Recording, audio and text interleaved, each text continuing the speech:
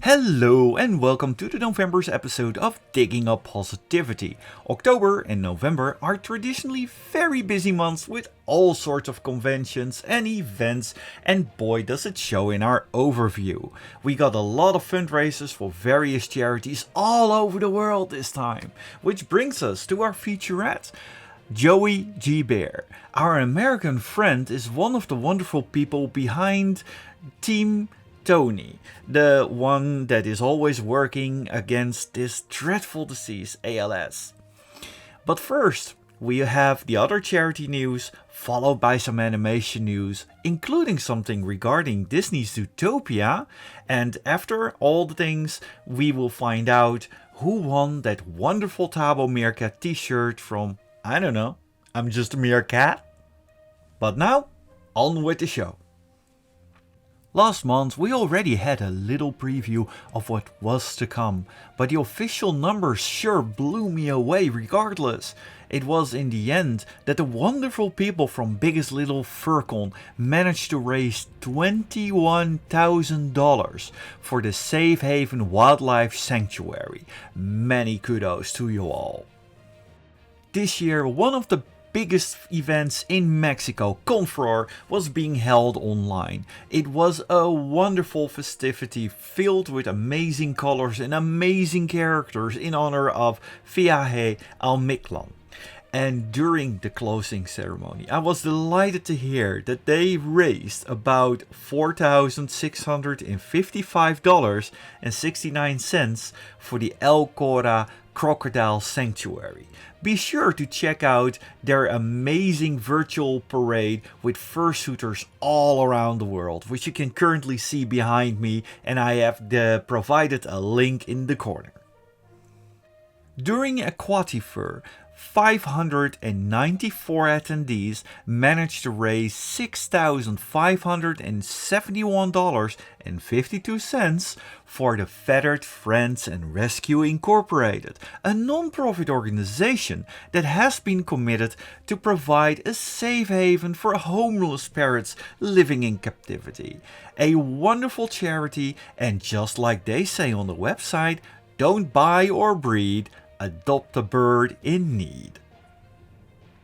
Our friends in Canada with CanFURence have managed to raise $8,870.98 for the Couragious Compagnions, a registered charity which provides quality trained and certified service dogs to military veterans and first responders. A wonderful charity indeed. From the UK we have Furcation, and they have spent their online convention in the virtual pool. After a fun-filled weekend, they have raised $560.30 at the time of making of this video. The charity of their choice was the National Search and Rescue Dog Association, a group that recently celebrated their 50th anniversary of providing search and rescue dogs all over the United Kingdom, Isle of Man and Ireland. This year, Bewhiskered had an amazing team. They blasted off into space. This went together with a very cute promo movie. We choose to go to space in this decade and do the other things, not because they are easy, but because they are hard.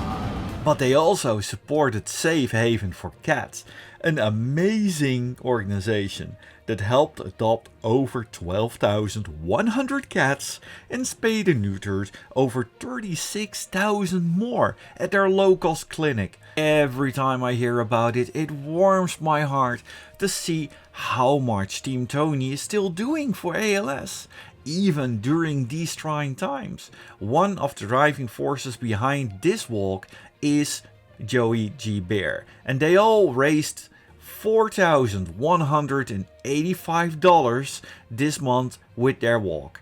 In this video, further up ahead, we will have a wonderful interview going into more details about this all. This is just amazing.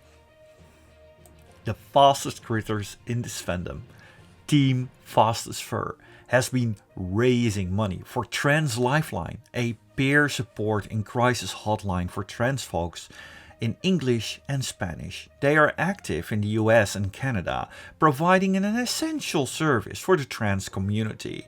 During a fun-filled weekend filled with all sorts of streams where members of TeamFastestFurs demonstrated their awesome skills, they have raised $14,269. The larger-than-life kaiju artist Ryan Gates, also known as Tyrion on Twitter, has been dedicated his time in November to raise money for the Wild Animal Sanctuary. I think it's a win-win. People are getting amazing art, and this lovely organization devoted to solve Americans' captive wildlife crisis is getting a healthy booster. As of recording of this video, $1,231.87 have been raised already.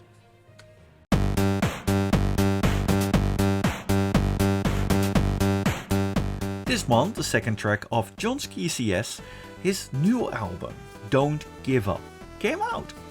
As a big fan of chiptunes, of course I had to check it out. It has that uplifting signature beat and it's available for all to listen on his YouTube channel. And of course, this time he closes this very episode as well with a funny remix of me saying digging up positivity once more. Some play big MMO games such as Final Fantasy, A Realm Reborn, or Call of Duty, or go for games with deep storylines with many twists and turns, and for others there is Little Kitty, Big City. This game kinda looks like a free-for-all sandbox. It's about a little kitty in a big city. Now, little kitties are known for being very distracted easily, and this reflects on the trailer. So much even so that the Steam page, the deadline there has been listed as cats don't have deadlines. Well, I am waiting and I hope it will be fun when it's being released eventually, sometimes, please.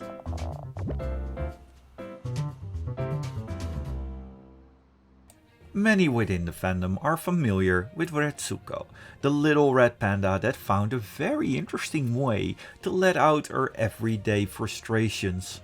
This show is so popular that the voice actor of Haida, one of the recurring characters of the show, that very cute and adorable hyena, was a guest at EnterCon 2019. I do recommend to check out one of the interviews he did with Letty's Rose Studios, linked below or in the corner. But that is not why I'm talking about this show in particular. Netflix has announced they will premiere season 4 on their network in December. And from the looks of it, Haida will face some very rough waters ahead. I for one am very curious and hyped about this season 4. Another beloved movie by the fandom is Zootopia, and I have to admit I'm a bit biased here, because sometimes people see me walking around as a certain fox with a love of pie. Disney Plus has announced a spin-off series of Zootopia, this time focusing more on the side characters of the movie. And the fun part is, because of the excellent world building of the original movie, there are so many possibilities here, from Judy's neighbors to Flash the Sloth from the DMW. Seeing the big success of the original movie, I personally think Zootopia 2 is just a matter of time. But fun times ahead for fans of this movie. Zootopia Plus is going to be on the Disney Plus network next year. This month with Digging Up Positivity, we have a special guest from America, one of the people that keeps the spirit of Dog Bomb alive. And I hereby present Joe G. Bear, and thank you very much for being with us on the show. Could you tell us something about yourself? Oh, thank you. Thank you, Fabo. Yes, I've been a furry for about 7 years. Before that, I've always been a big fan of animation and comics. But, you know, I never thought at 47 I would become a furry. But I found my calling a few years back. But in real life, I work for a major telecommunications company, and I've been with the company for 21 years. And I love to travel. That's one big thing I love to do. And also in my free time, I read. I also listen to music, attend concerts, and hang out with friends and family. Well, you really seem like someone who is enjoying life to the fullest. And you told us how you got to know the fandom and all the wonderful things that you're doing in there. But I also heard that you are organizing a walk against ALS, also in the spirit of Dog Bomb. Could you tell us a little bit more about that? Sure. Actually, I'm just one part of the walk. Actually, our team captain, his name is Trip E. Colley. He is the one who is our team captain, and this is my third year involved with the ALS Association and with Team Tony. As I said, my involvement with the organization is to help fundraise for the walk and to try to get people together. In this year, Trip Colley will not be attending, so I will be attending with a couple other furries. But we're trying to keep Dog Bomb's memory alive, and we are raising funds for ALS. We are very passionate about the organization and its goals, and we want to, as I said, not just remember Dog Bomb, but also want to remember others who are living through ALS. Remember, in this pandemic, people are still needing the services of the ALS Association. It's very important that we do what we can to help them at this important time. So this walk, especially this year and the last year, 2020, which was more scaled down to a drive-through event, it's very important that we keep fundraising and keep the spirit of those who are suffering from ALS and to remember Dog Bomb. Thank you. Yes, it has been in a very difficult time, and especially because the attention all went to what was going on for the last 1.5 years. Exactly. Of course, the other people that still need the facilities and our care, they got a little bit snowed under, and now it is the time to make sure that we remember those people as well. Thanks to people like you. And you're right. And also the fact is, as a California native, born and raised here, and with the large population of furries and the influence the furry fandom has had, especially from its origination, in many ways, the furry fandom was born right here in Southern California. So we have a large group of people that can participate, help us. And if we could just scratch the surface and get as many folks involved with ALS, we could do so much here in California. And of course, others are already doing other parts of the country and the world as well. It's a global thing that we really want furries to know. We need you. We need your support. These folks, they really need us at this most important time. You're so right. And from what I've seen, not just in this time and in the previous years, you and your group always have been a very big part of the Furry Charity Index.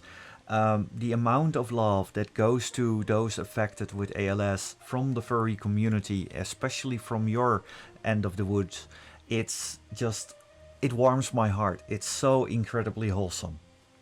Thank you. But with this, with the wonderful things that you do, and you've been telling about all those things you've been doing in the fandom, surely there are one or a couple of favorite moments in the furry fandom that you really look back to and that you just think from, wow. Yeah, top of this, very good question.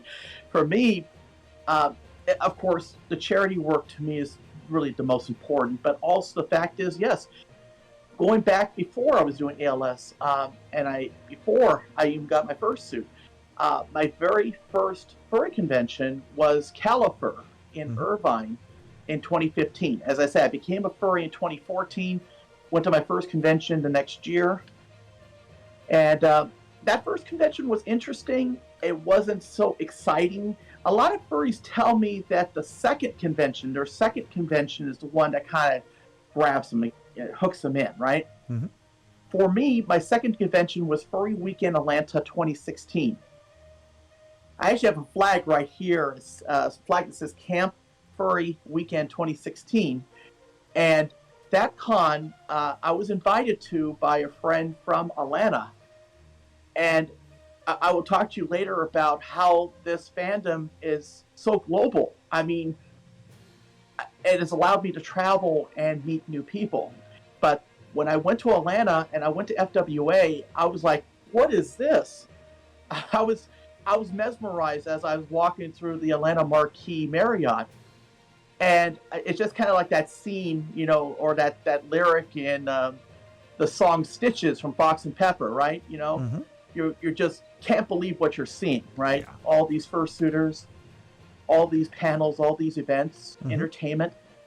And FWA 2016 is one that kind of grabbed me, right? And I haven't looked back since. That moment, that was like, at that moment you just knew it from, okay, this is my groove, this is where I supposed to be. That is wonderful. But now that you know your little place and that you are enjoying yourself and you're helping others, I mean, Mm-hmm. it really shows that your heart is at the right place and just very big. Do you have a bucket list? Like, are there any things in the future that you really want to do? Well, I like to come to Europe and meet you, for example. I'd like to go to Eurofurence. I like to go ahead and go to Berlin. Berlin is on my bucket list anyway, even before I became a furry. I remember when the wall came down in 1989. Mm-hmm. I actually was in San Francisco that day when the wall came down, and I was watching the celebrations on TV, and I was like, I want to be in Berlin, not San Francisco. You know what I mean? Oh, And yeah. I was like, I've always wanted to go to Germany. So I've been to Frankfurt, of course, Mhm. but I have not been to Berlin yet. So my goal is to definitely go to EF in Berlin. I have to go. I have to meet you and hug you and meet others that I know. Mhm. There's two guys that I know from the UK that wants me to come Mhm. and visit their cons. I think there's one in Birmingham. Mhm. I forgot the name of it, but Confuzzled. okay. Yeah. I wanna go to the UK and fursuit there, and it just tells you the global reach of the furry fandom. When I was in college, you know, I just met my local friends here in California, maybe in other states, neighboring states.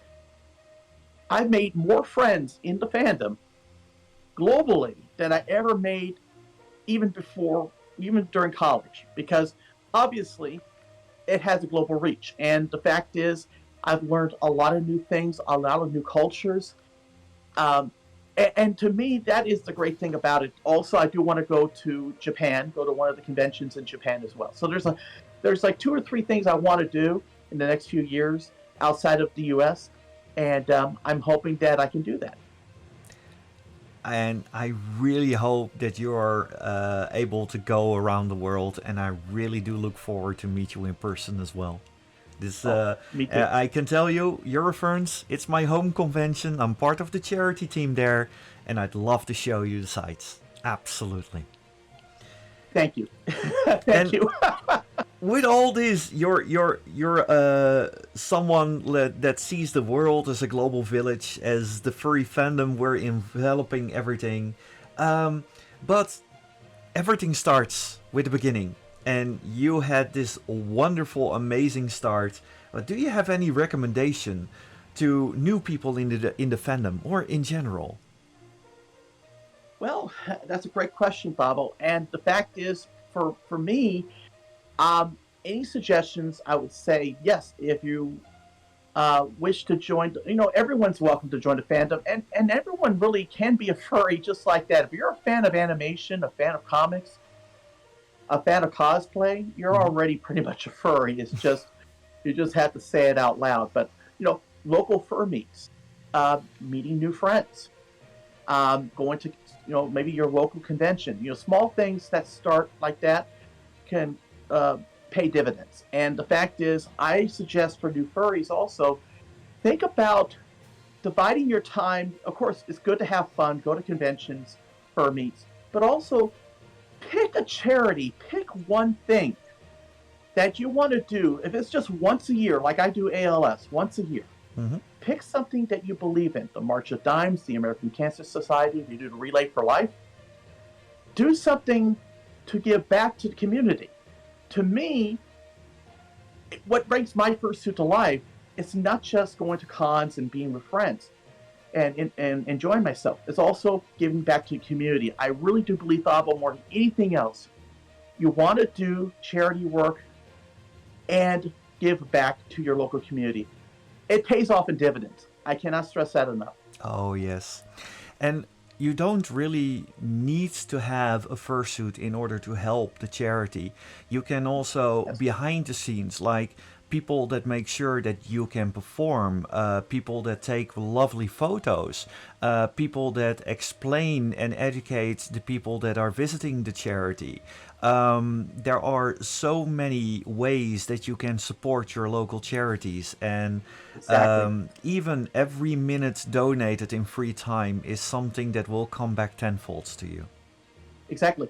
There are 2 photographers right here in Los Angeles that do so much great work, and they're going to be supporting us at the ALS Walk.